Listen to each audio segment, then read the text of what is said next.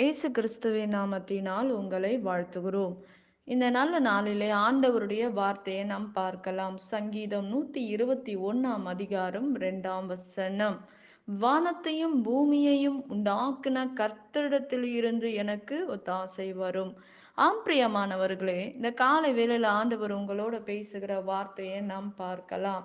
இன்றைக்கு ஆண்டவர் நமக்கு இந்த காலை வேளையில ஏசப்பா நம்ம கூட பேசுகிற வார்த்தை, நான் உனக்கு உதவி செய்வேன். வானத்தையும் பூமியும் உருவாக்கின தேவனிடத்திலிருந்து தான் நமக்கு உதவி வருகிறது, ஒத்தாசை வருகிறது என்று வேதம் சொல்லுகிறது. இஸ்ரவேலை காக்கிறவர், நம்மை காக்கிற தேவன் உறங்குவதும் இல்லை, தூங்குவதும் இல்லை.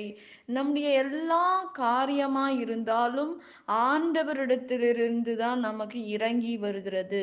ஜோதிகளின் பிதாவினிடத்தில் இருந்து இறங்கி வருகிறது என்று வேதம் சொல்லுகிறது.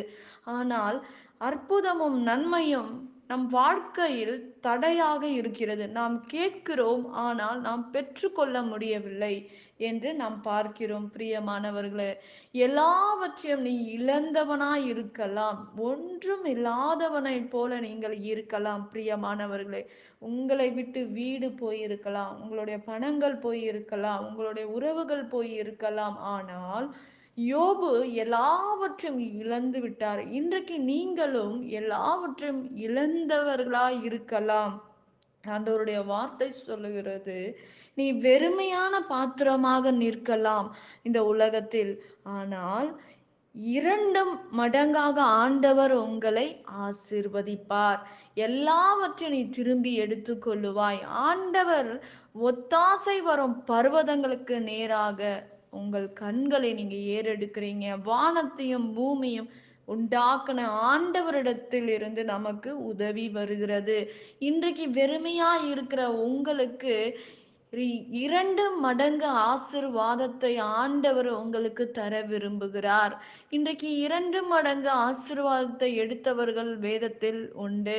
யோபு இருக்கிறாரு, யாக்கோப்பு 2 மடங்கு பரிவாரங்கள் ஆண்டவர் தந்திருக்கிறார் என்று வேதம் சொல்லுகிறது. பிரியமானவர்களே, இன்றைக்கு உன் வாழ்க்கையில் பாடு அனுபவிச்சு நீங்க வந்திருக்கலாம். இன்றைக்கு உங்கள் வாழ்க்கையில் நன்மை பாராதபடி இருக்கலாம். பிரியமானவர்களே, எல்லாவற்றையும் இழந்தவர்களாக நீங்கள் இருக்கலாம். சமாதானம் இல்லாதபடி, மன நிம்மதி இல்லாதபடி நீங்கள் இருக்கலாம். ஆண்டவர் உங்களுக்கு சமாதானத்தை கொடுக்க தான் இந்த பூமிக்கு வந்தார் என்று வேதம் சொல்லுகிறது. அவர் சமாதானம், மனுஷன் கொடுக்கிற சமாதானம் அல்ல. ஒரு ஒரு ஒரு ஆண்டவர் சொல்றாரு, மனுஷன் கொடுக்கிற சமாதானத்தை நான் உனக்கு தரல. மனுஷனுடைய சமாதானம் நிரந்தரமா இருக்காது ஒரு மனிதர்களுக்கு. இன்றைக்கு ஆண்டவர் கொடுக்கிற சமாதானம் மனிதங்க கொடுக்க முடியாது என்பதை நாம் பார்க்கிறோம். பிரியமானவர்களே, இன்றைக்கு உங்கள் வாழ்க்கையில் எல்லாவற்றையும் இழந்தவர்களாய் இருக்கலாம் நீங்கள். உங்கள் சூழ்நிலைகளை காட்டிலும், நீங்க ஒன்றுமே இல்லாத நேரத்துல கூட உங்களை ஆசீர்வதித்து உங்களை உயர்த்துகிற தேவன் ஒருவர் உண்டு. இன்னைக்கு பண பிரச்சனையில் இருக்கலாம், ஏதோ ஒரு காரியத்தின் நிமித்தமாக வேதனையோட நீங்க காணப்படலாம். ஆனால் ஆண்டவருடைய வார்த்தை சொல்லுகிறது, வானத்தையும் பூமியும் உண்டாக்கின கர்த்தரிடத்திலிருந்து, ஆண்டவரிடத்தில் இருந்து உங்களுக்கு ஒத்தாசை வரும் என்று வேதம் சொல்லுகிறது. உங்களை காக்கிற தேவன் உறங்குவதும் இல்லை, தூங்குவதும் இல்லை.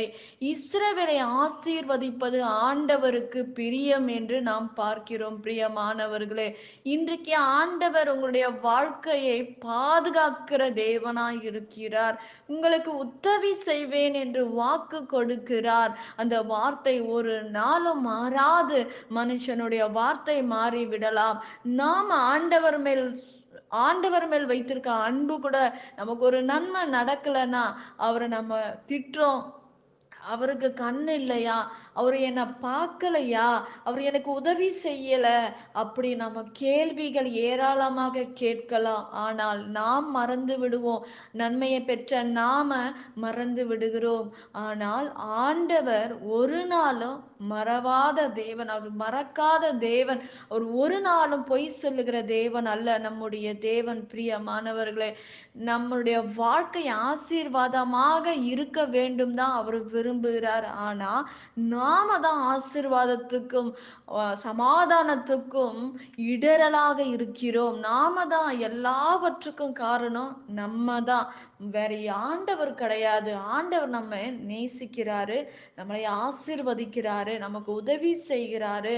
உதவி செய்ய தான் அவர் நமக்கு நம்மோட கூட இருக்கிறாரு. அதிகமாக ஆண்டவர் நம்மை நேசிக்கிறபடினால் நம்மை பாதுகாக்கிறாரு.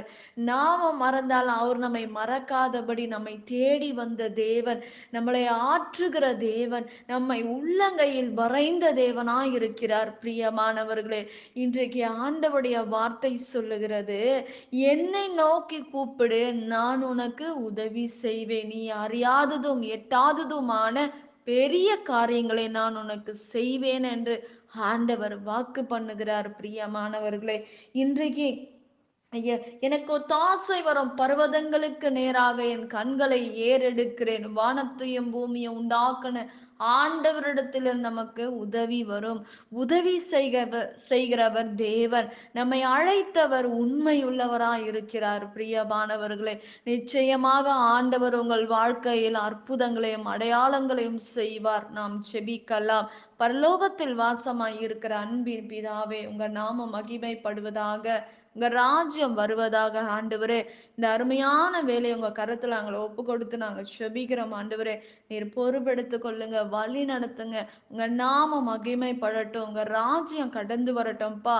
நீர் பெரிய காரியங்களை செய்து முடிப்பீராக. எல்லாவற்றையும் பொறுப்பெடுத்து கொள்ளுங்க, வழி நடத்துங்க. இயேசுவின் நாமத்தில் வேண்டுகிறோம் எங்கள் ஜீவனுள்ள நல்ல பிதாவே, ஆமேன். கர்த்தர் தாமே உங்களை ஆசிர்வதிப்பாராக. ஆமேன்.